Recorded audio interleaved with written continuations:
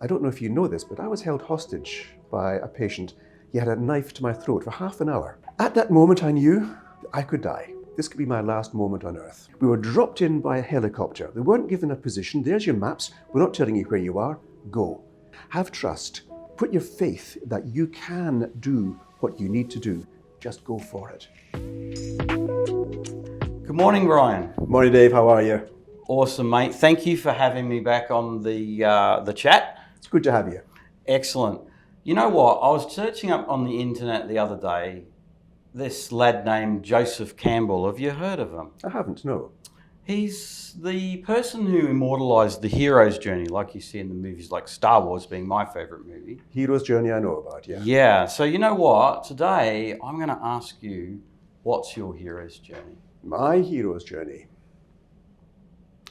It's a bit of a convoluted story. Okay, let's see how it goes. Well, you know, I've told you, at the age of 13, I really wanted to be a doctor. I knew then I wanted to be a doctor. I may have been bottom of the class because, look, I was lazy. I was intelligent. Look, I know I'm intelligent, but because you're intelligent, you don't have to work. And I was bottom of the class. A surf lifesaver, but bottom of the class. And we moved countries, of course, and here I was. I wanted to be a doctor, bottom of the class, in the new country, new education system. How on earth am I going to get into school? Medical school.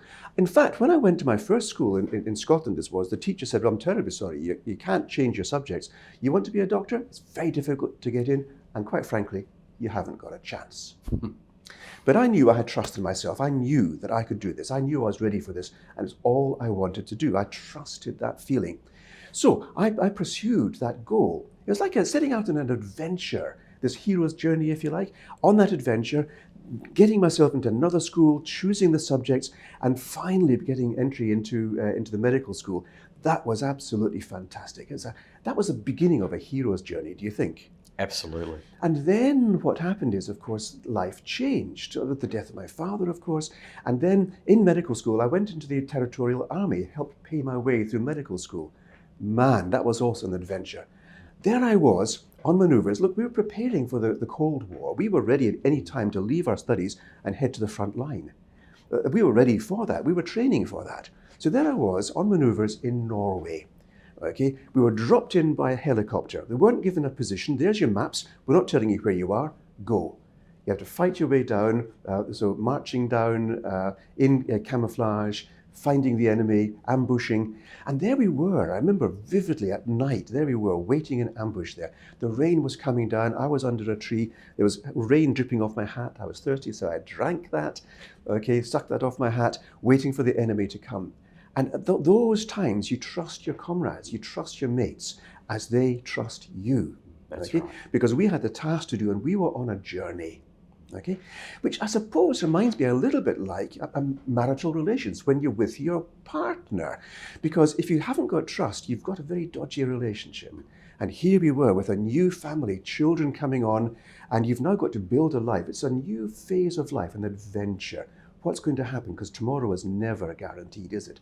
So as the children come and you build up this, and you're developing this loving relationship with your children, with your spouse, and you really have to learn how to trust your partner, but also your partner has to trust you. Because here I was saying, let's move to another country. Here we are, settled in the country that we call home, with a family, building up a career, and now you want to move into a different country? I trust you. Let's do that. And so the trust is there on both sides. We have to have that. But do you know, that reminds me of a time when I don't know if you know this, but I was held hostage by a patient. He had a knife to my throat for half an hour. I didn't know that. Had a knife to my throat. Now, the story was, you see, I was working in psychiatry, and this man here, he wasn't mentally ill. He was just slow and wanted to be given the title of mentally ill so that he could be protected and looked after. A bit like a baby, really, I suppose, in relationship. And I found him. I walked into the ward, and there was 5 other patients there in this kind of closed ward, and he was putting a knife through his arm, a big butcher's knife. And I thought, ooh, this is not good. Now, fortunately, in psychiatry, you have to have a trusting relationship with your patients. They're telling you the innermost secrets, and you're helping to guide them out of darkness. So I ushered the other 5 patients out. They didn't know what was happening, but they said, follow the doctor, out you go.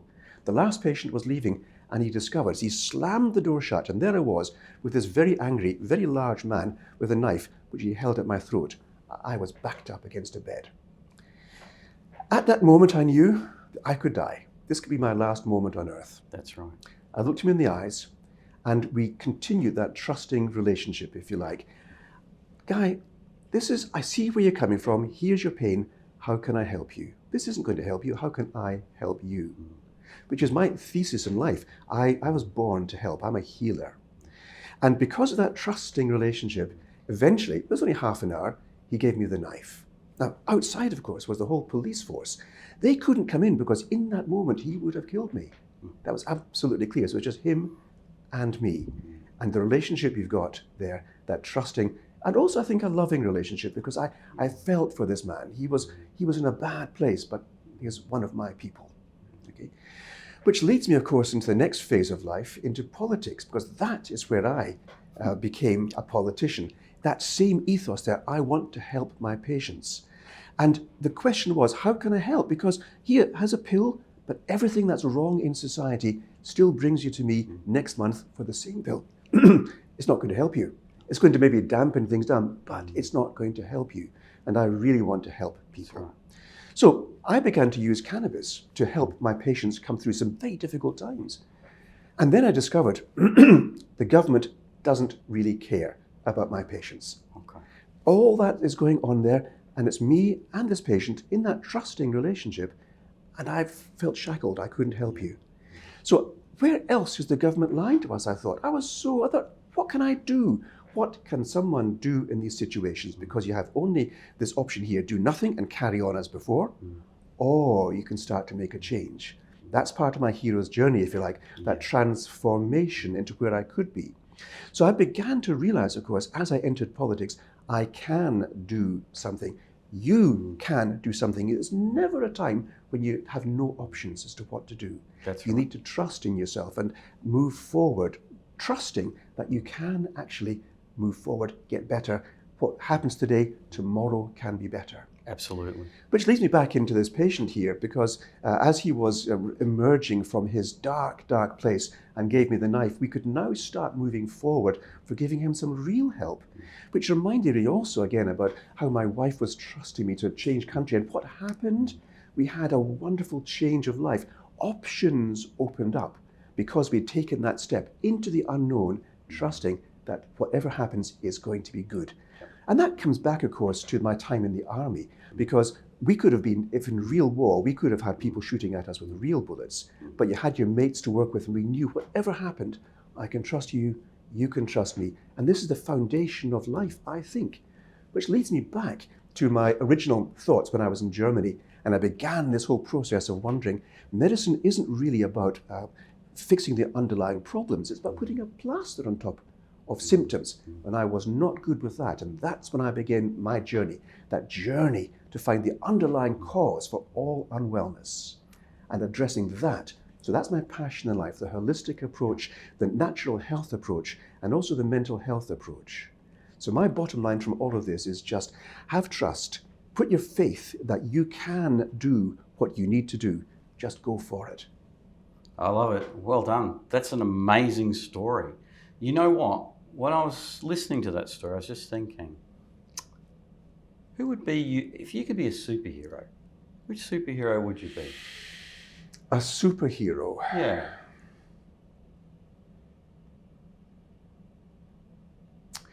Do you know I don't really know the story very well, the X-Men. I would like to be the superhero who's in charge of the X-Men. Okay. That's the professor. The professor, yes, yeah, that's the right. Professor in the wheelchair, yeah. Yes, who's actually maybe appearing disabled, but has got the most powerful group around and is able to control, to manage that. Absolutely, that's Patrick Stewart, I think, Yes, plays that part. yes. Yeah. Wow, you look a little bit like Patrick in a way. It's the today. hairstyle, isn't it? That's right. It is the hairstyle. You know, I'm really curious because you're talking about trust, and there's a lot of issues that have come out recently, especially with COVID. What's your personal experience? And I think the audience would like to know, what's your personal experience with COVID? Well, do you know, I'm glad you asked me that. Personally, I have never yet had COVID. So I'm one of the few people who's been free of this illness. It's only a matter of time, though. We look at what the government has tried to do, and it's always been with good intent to help the population. This is what government should do. We look after our population, we'll protect you, we'll guide you. What they were using to guide us through the COVID actually wasn't based on fact. Okay, tell me more. Well, the concept originally, if you remember this, was that there's a vaccine coming out here, it will keep you safe, it'll stop you getting ill, it will stop you transmitting the illness. Neither of those two statements is true. Okay. Everyone I know who's had vaccination has had COVID. Interesting. You might say that the degree of illness was less than it was. That's true.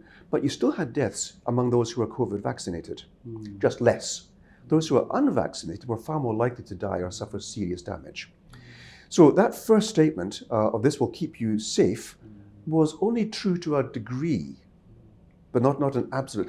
Take, for example, have you ever had tetanus? No, because we've all been vaccinated against tetanus. If people aren't vaccinated, there are deaths from tetanus even now because they haven't actually kept up the vaccination. It's still there, just we're protected.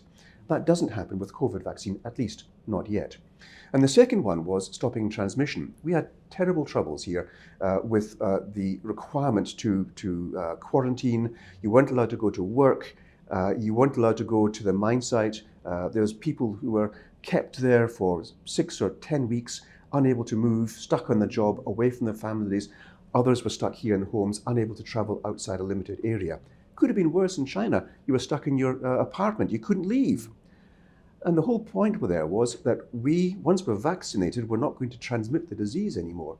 That's not true. The transmission of COVID in the vaccinated is just the same as if you're unvaccinated.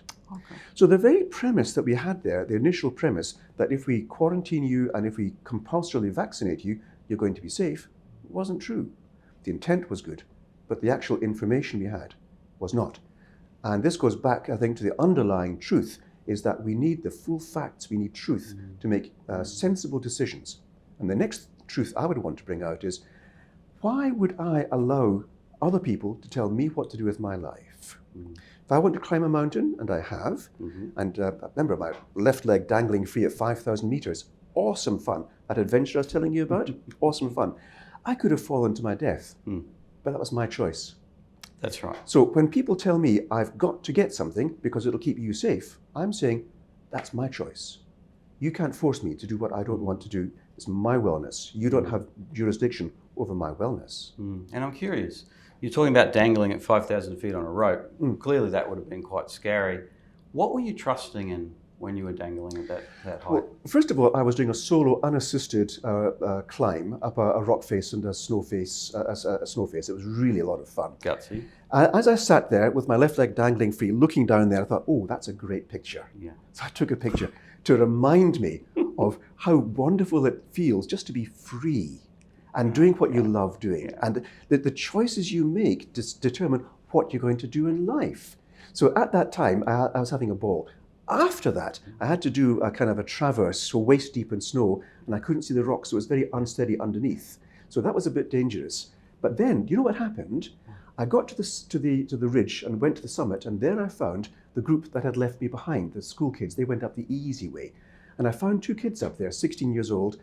They hadn't got their energy bars, they hadn't got any water. They'd been playing, as teenagers, running around, and they were now exhausted, dehydrated, and without energy, and they wanted to lie down and sleep on the summit where they would have died. So as I was last up there, going the difficult way, I had to actually kick them off the mountain, to force them, almost beat them off the mountain. I didn't tell them I'd saved their lives, but I know I did. Isn't that interesting? You hadn't gone that way, they might not have made it. Absolutely. It's a bit like destiny, right? And I'm wondering about the easy way and the hard way. I mean, which do you prefer? Do you prefer the easy way or the hard way? I know it's a very black and white question. I think the path less traveled is more interesting. Yeah. Although, how do you build trust in yourself to walk down a difficult path? Or maybe trust in others, I don't know. You see, trust is a two-way process. You can, of course, give trust to people who are not trustworthy. So trustworthiness has to be earned. Right. But if you have a trusting nature and you don't really demand that people respond to that, you can deal with the consequences. I've been ripped off in the past, and I don't bear any malice, but I think to that person who ripped me off as a 17-year-old, took all my cash when I was traveling through Europe, I think, man, what a sad person that must be, to have to do that to a vulnerable 17-year-old for your own very small profit. How sad is that? So I don't mind that. What I mind is that I have got the ability, and the ability I have to trust is because I had wonderful parents who kept me in a safe environment and allowed me to get that skill of having trust in people. There's so many people now whose parents weren't as supportive as mine. And that's where I really want to be involved, helping people to regain that sense of their own ability.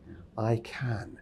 This is what President Obama really impressed on me when he stood at the Berlin at the wall and said, "Yes, we can." That's right. Yes, we can. And that's right. And I'm thinking about your journey into politics right now. And there's a lot of people who may not even know about you. And of course, often people hear about policy. And I'm just wondering, what do you feel really underlies your determination to make the policies work for the people? I mean, what's driving you there? Because really we are speaking about trust. If I don't trust someone, often what I'll do is I might immediately make a judgment and I might wipe them when I don't have all the facts. You were talking about the facts before when we were talking about COVID vaccinations. So how would you link those two together to create the trust for the people so that they would vote for you? Well, first of all, I said I can trust people even if they're not trustworthy. You have to earn trustworthiness. So in this position, I have to earn the trustworthiness of others. It's not a passive thing. I have to actually do things. My ideas have to get accepted by the population. That's right. When I stand up for that which is going to serve the people, they have to actually think to themselves, hang about, he means it? He really, how do I know he's a trustworthy politician? Now that you could say trustworthy politician. That doesn't work. So I have to actually bring that evidence. And that's not a kind of, I'll snap my fingers and you can trust me. No, I have to be who I am. Absolutely. It's kind of like the way when you say be who I am, it reminds me of being real. Real in that circumstance when you're on Zoom and you're really just wearing tracky pants and a suit top. You're being real. So what's the real Dr. Walker? What's the real Brian Walker? If we were to put you up for 30 seconds and say, who is the real Dr. Walker? Brian Walker. Brian Walker, the politician. Who is the real Brian Walker? The real Brian Walker is a man who has seen the highs and lows of life and experienced joys and also misery. A man who cares passionately about wellness. Since the age of 13, wellness or healing has been something I've felt deeply in my soul, and I will continue doing that. My path just now is an extension of my path as a doctor of helping and healing, but not one-on-one, but looking at the larger population. So I am who I have always been, and that is a healer. Whether it's actually in policies or whether it's in prescribing medication, healing. What do you do when someone doesn't want the medicine? When you can lead a horse to water, but you can't make it drink, the old saying. What do you do in that case in your life when you know that you've got something that's really good for people right here, yet they're just not going to take it? What do you do? How do you get around that? You don't get around that. People can do what they want to do as long as they're properly informed. The function of a doctor is not to do things as such. It's my function as a doctor is to inform the patient of what I think is the best course of action for them. That's my responsibility. And that is their right to expect that I give that. But the rights and responsibilities are two sides of one coin. Once they have listened to what I think is the best course of action, it is their responsibility to act on that. Now, they may say, that's interesting, I'll find another doctor, get a second opinion, maybe a third opinion, but ultimately, I need to make a decision what I am going to do. And if they decide not to take my advice, as long as they've been properly informed, I'm good with that. If it ends in their early death, I'm also good with that, because that's your life, not mine. We might wrap it up there, and perhaps next week we'll speak more about choice and about free will. How does that sound? Sounds good to me. Okay, well, thank you for having me on the chat today, Brian, and it's been wonderful. You have a good day, David. mate. Bye-bye.